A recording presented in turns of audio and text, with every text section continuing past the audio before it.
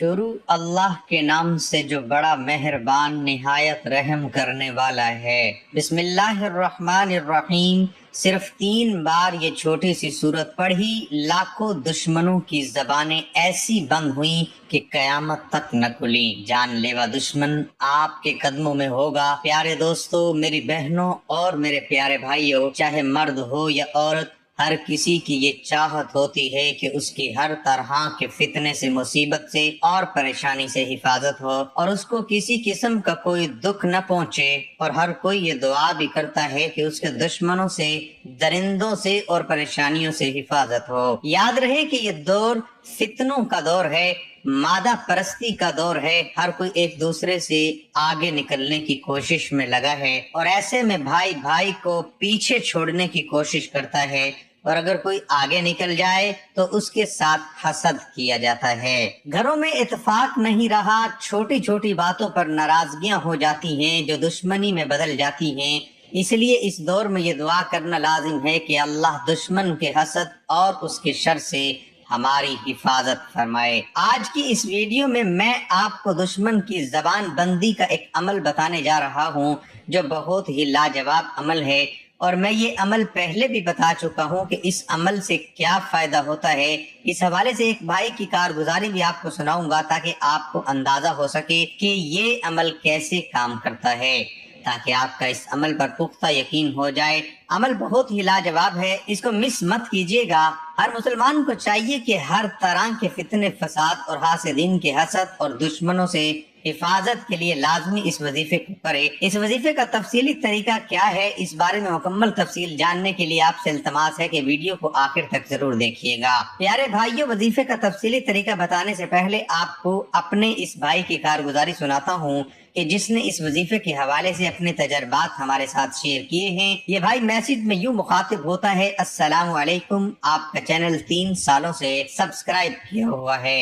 الحمدللہ ہم آپ کا ہر درس بہت ہی شوق سے سنتے ہیں۔ آپ کو مبارکباد پیش کرتا ہوں کہ آپ دکھی اور غم زدہ مخلوق کی اتنی خدمت کر رہے ہیں، اس میں کوئی شک نہیں کہ آپ کا درس جو بھی سنتا ہے اللہ کے حکم سے، پھر وہاں مسائل، مشکلات، بیماریاں ختم ہو جاتی ہیں۔ ہم سب گھر والے جب سے آپ کا درس سن رہے ہیں، یقین جانیے تب سے بہت ہی سکون آ گیا ہے۔ میں آپ کے درس میں بتائے گئے وظائف کو سنتا رہتا ہوں۔ میں آپ کے درس میں جو دکھی بہن بھائیوں کی کارگزاری سنتا ہوں کہ فلاں فلاں عمل سے اللہ نے ان کے دکھ درد دور فرمائے، مصیبت ختم فرمائی، ان کے واقعات اور معجزات سن کر میرا ایمان اور بھی زیادہ پختہ ہو جاتا ہے۔ آج میں آپ کو اپنی کارگزاری سنانا چاہتا ہوں جو آپ کے بتائے ہوئے ایک وظیفے سے جڑی ہے، جو وظیفہ دشمن کی زبان بندی کے لیے بہت ہی مجرب عمل ہے۔ یہ دور ہی ایسا آ گیا ہے کہ میں سمجھتا ہوں کہ ہر گھر میں میرے بہن بھائی اس عمل کو لازمی کریں، تاکہ ہر طرح کے دشمن جو آپ کو نظر آتے ہیں، جو نظر نہیں آتے، ان سے آپ کی حفاظت ہو سکے۔ موجودہ دور میں کوئی بھی بندہ کسی دوسرے بندے کو ہنستا بستا نہیں دیکھ سکتا۔ حسد اور حرص کی وجہ سے وہ اس کی خوشیوں کا دشمن بن سکتا ہے، اور پھر وہ بھرپور وار کرتا ہے اور اس کو زیر کرنے کے لیے ہر حربہ استعمال کرتا ہے۔ یہی وجہ ہے کہ ہمارے دین متین میں حسد اور حرص حرام ہے۔ مگر بدقسمتی یہ ہے کہ اس دور ناگوار میں یہ 2 بیماریاں تقریباً ہر تیسرے شخص میں پائی جاتی ہیں، اور موجودہ جادو جنات کی تباہ کاریوں کی جڑ یہی 2 بیماریاں ہیں۔ گھر گھر میں موجودہ بیماریاں، پریشانیاں، مسائل و مشکلات، رشتوں کی بندش، کاروبار میں گھاٹے، اور ہر فرد بے سکونی، بے چینی میں مبتلا کیوں ہیں؟ صرف حسد اور حرص کی وجہ سے۔ اور جب تک شیطان مردود زندہ ہے، تباہی و بربادی کا یہ سلسلہ بھی جاری رہے گا، کیونکہ وہ بنی نوع انسان کی باہمی محبت، الفت کا مخالف ہے۔ میں خود ان پریشانیوں کا شکار رہ چکا ہوں۔ مجھے معلوم ہے کہ مجھ پر کیا گزری تھی۔ دشمنوں نے مجھ پر جادو سے وار کر کے میرا کاروبار تباہ کر دیا تھا۔ میری بیوی کو نامعلوم بیماری لگ گئی تھی۔ مجھے ایسا ذہنی مریض بنا دیا تھا کہ جب میں گھر میں داخل ہوتا تو مجھے ایسا لگتا ہے جیسے میں جہنم میں آ گیا ہوں۔ اپنی بیوی اور بچوں سے نفرت پیدا ہو گئی تھی۔ وہ مجھ سے بات کرتے تو میرا دل کرتا کہ میں ان سے بات نہ کروں، ان کو چھوڑ کر دور چلا جاؤں۔ میرا دماغ اتنا پاگل ہو چکا تھا کہ کئی بار اپنے آپ پر چھریوں سے حملے کرتا، مگر گھر والے مجھے بچا لیتے، دشمن اس حد تک مجھے نقصان پہنچانا چاہتے تھے۔ پھر ان دنوں میری وائف نے نیٹ سے آپ کا وظیفہ نکالا جس میں آپ کی طرف سے یہ عمل بتایا گیا تھا کہ 2 رکعت نوافل کے بعد 41 بار سورۃ کوثر اور سورۃ قدر پڑھ کر 101 مرتبہ یا قادر پڑھ کر اللہ سے دشمنوں کی حفاظت کی دعا کرنی ہے۔ اس عمل کو کرنے کی دیر تھی کہ اللہ نے مجھے اچھا انسان بنا دیا، مجھ پر جادو مکمل طور پر ختم ہو گیا، اور جس گھر میں داخل ہوتے ساتھ ہی اپنے آپ کو ایسا محسوس کرتا جیسے میں جہنم میں آ گیا ہوں، تب اس گھر کو جنت سمجھنے لگا تھا۔ میری وائف سے اس عمل کی بدولت ساری بیماریاں ختم ہو گئی، گھر میں سکون ہی سکون قائم ہو گیا۔ الحمدللہ کاروبار دن گزرنے کے ساتھ ساتھ اچھا ہونے لگ پڑا تھا۔ آپ کو اپنی کارگزاریاں سنا رہا ہوں، آپ سے ریکویسٹ کرتا ہوں کہ میری کارگزاری لازمی اپنے درس میں سنائیں۔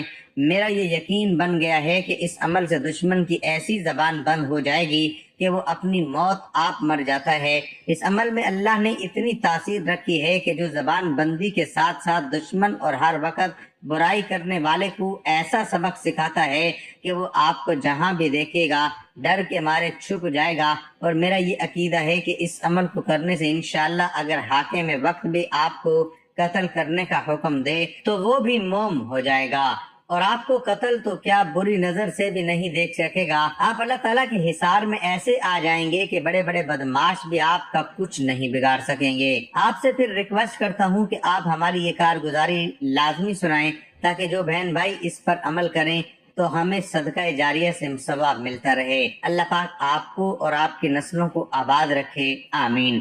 آپ کا بھائی محمد صادق سیالکوٹ۔ پیارے بھائیوں اور میری بہنوں، آپ نے ملاحظہ فرمایا کہ یہ کیسا پاورفل عمل ہے اور اس کی برکت سے آپ کی زندگی کیسے پرسکون ہو سکتی ہے۔ لہٰذا آپ بھی اس عمل کو لازمی کریں تاکہ آپ کی زندگی پرسکون بن جائے اور آپ حاسدین کے حسد اور ہر طرح کے دشمنوں سے حفاظت ہو۔ محترم ناظرین، حسد اور کینہ انسان کو ایک دوسرے کا بلا وجہ بھی دشمن بنا دیتا ہے۔ اگر کوئی خواہ دشمن بن جائے تو اس ظالم کی دشمنی سے بچنے کے لیے یہ عمل بہت مؤثر ہے۔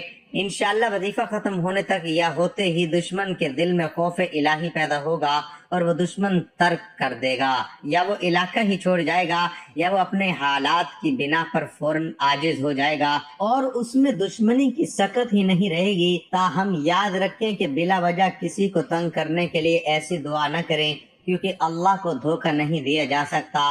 اللہ دلوں کے بھید جانتا ہے۔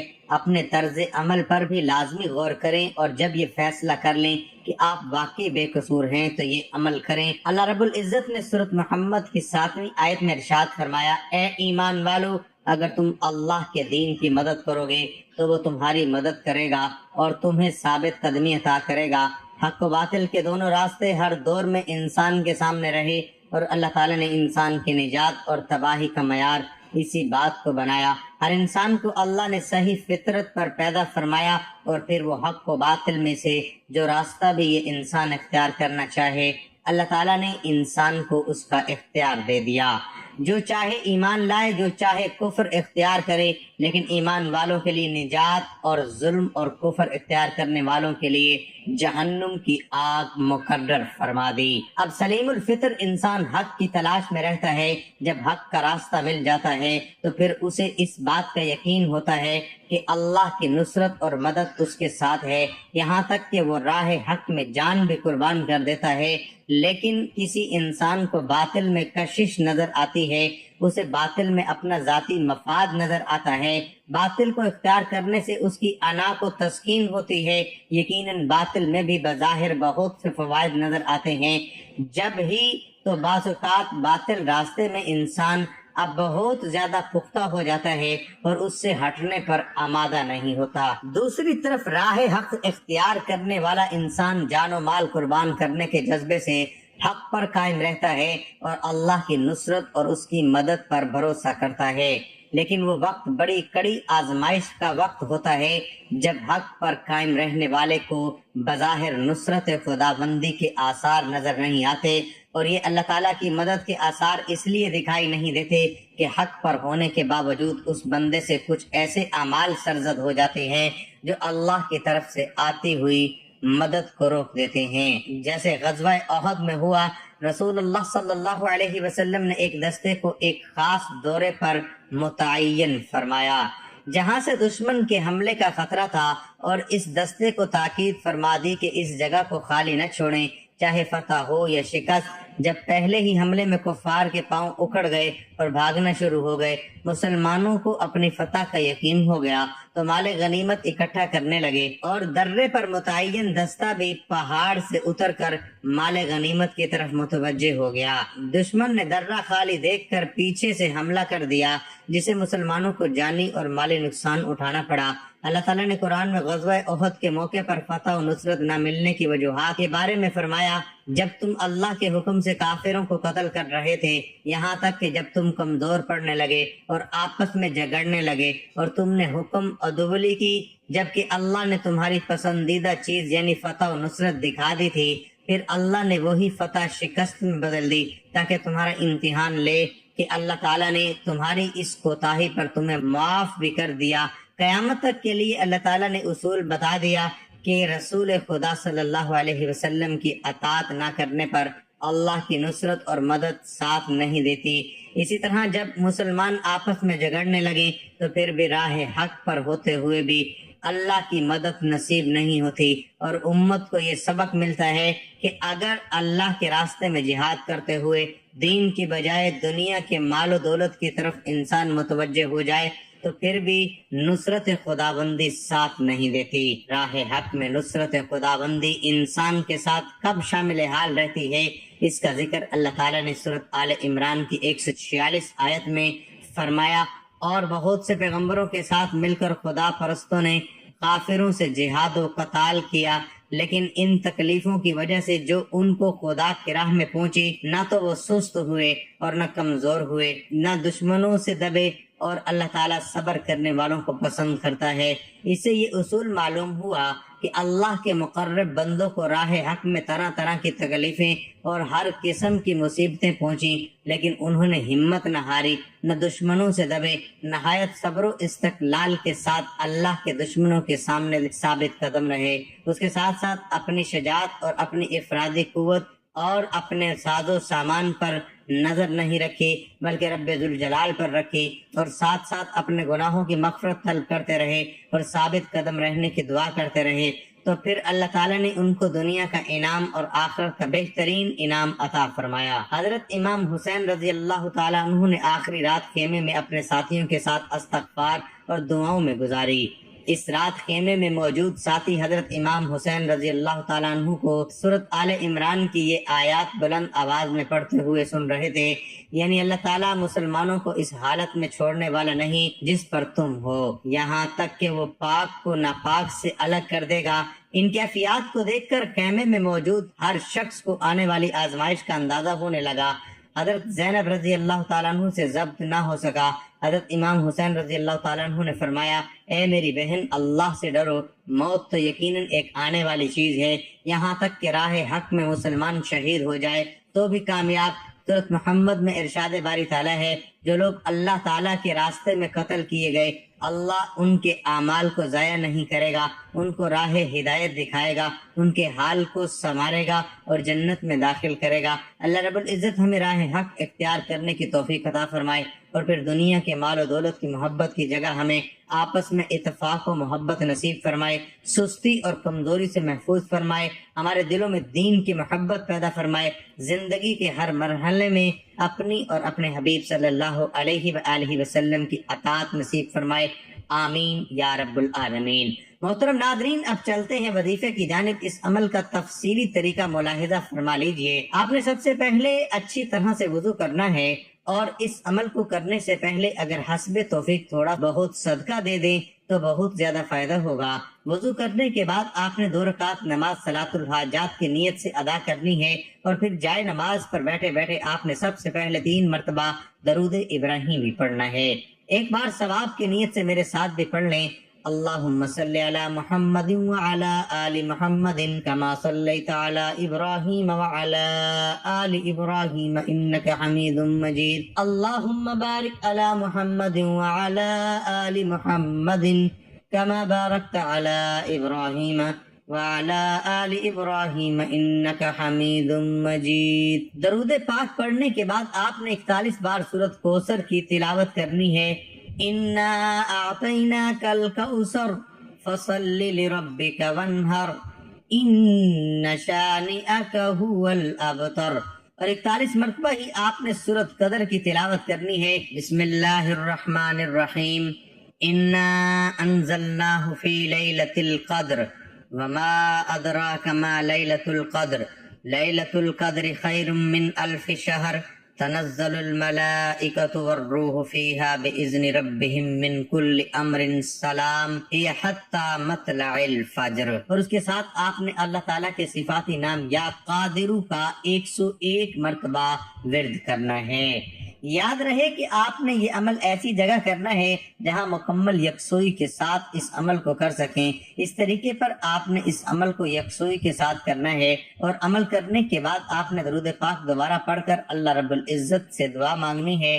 ظاہری اور چھپے ہوئے دشمن سے حفاظت کی دعا مانگے، حاسدین کے حسد اور شیطان کے شر سے حفاظت کی دعا مانگے۔ انشاءاللہ آپ کے دشمنوں کی زبان بند ہو جائے گی اور وہ آپ سے چھپتے پھریں گے۔ بے شک اللہ تعالیٰ دشمن میں مبتلا شخص کو پسند نہیں فرماتے۔ اللہ اور اس کے رسول صلی اللہ علیہ وسلم نے اس بات کی ترغیب دی ہے کہ تمام مسلمان آپس میں بھائی بن کر رہیں اور ایک دوسرے کے ساتھ اچھے اخلاق کے ساتھ پیش آئیں۔ آپس میں حسد، کینہ، بغض، عداوت، نفرت جیسی روحانی بیماریوں سے اجتناب کریں۔ ان بیماریوں کا بیمار دنیا میں تو چین پاتا ہی نہیں اور آخرت بھی برباد ہو کر رہتی ہے۔ بلا وجہ سختی کرنے والے لوگ کبھی دوسروں کو اپنے قریب نہیں کر سکتے اور نہ ہی ان کے دلوں میں اپنا احترام اور محبت پیدا کر سکتے ہیں۔ بات بات پر ڈانٹنا، جھڑک دینا خونی رشتوں کو بھی توڑ دیتا ہے، جبکہ نرم لہجہ، نرم گفتگو اور اچھے اخلاق ایسی چیزیں ہیں جن کی وجہ سے غیر بھی دوست بن جاتے ہیں۔ اللہ تعالیٰ نے اپنے حبیب مکرم رسول اللہ صلی اللہ علیہ وسلم سے فرمایا، اے حبیب مکرم صلی اللہ علیہ وسلم، پس اللہ کی کیسی رحمت ہے کہ آپ صلی اللہ علیہ وسلم ان کے لیے نرم طبع ہیں، اور اگر آپ صلی اللہ علیہ وسلم